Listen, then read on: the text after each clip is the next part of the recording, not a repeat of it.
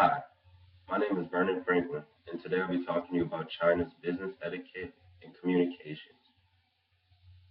First, a little background information. China has the highest population in the world, with 1.35 billion people, and the second largest economy. First, I will start out with greeting. When you first meet, introduce yourself. Appointment must be set in China.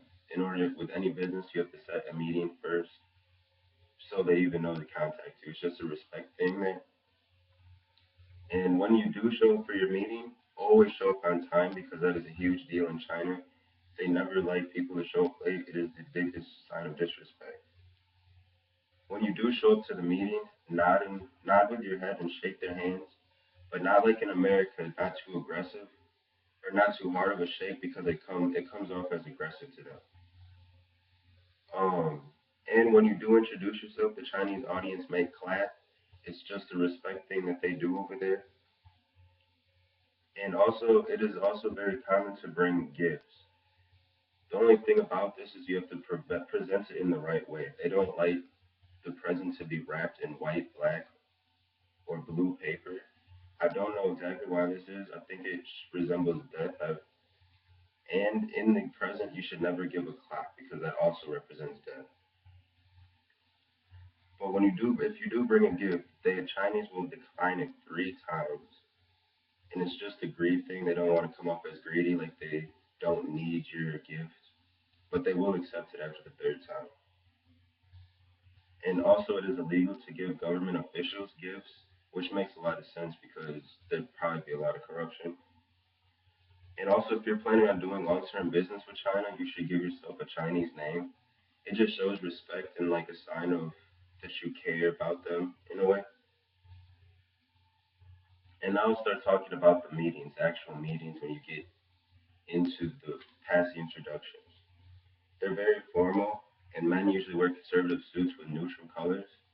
As long as women, but women do not wear high heels and they do not show a lot of clothing. They do this again because of respect thing is big over there in their culture. And also when you speak, they don't like a lot of hand gestures or they don't like you to point at them because that again shows aggression and disrespect.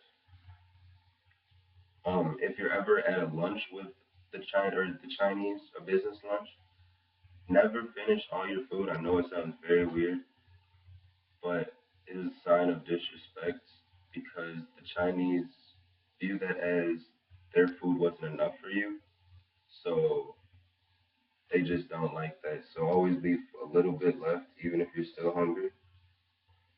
And then also Chinese value rank especially. So if you come there with your company, the first person to introduce themselves should be your CEO or the highest and most important person that you're with.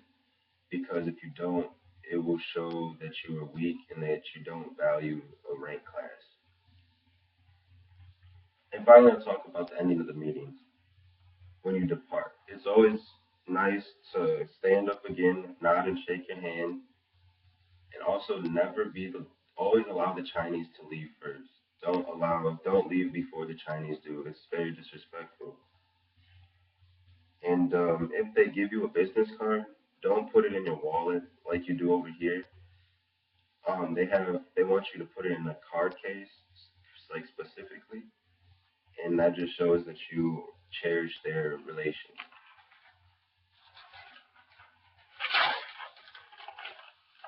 Well, I hope through all this you learned a little bit about China's business communication and how they do business over there. Their business etiquette may be strange to us, but it is very normal for their culture. And I thank you for your time, and I hope you learned.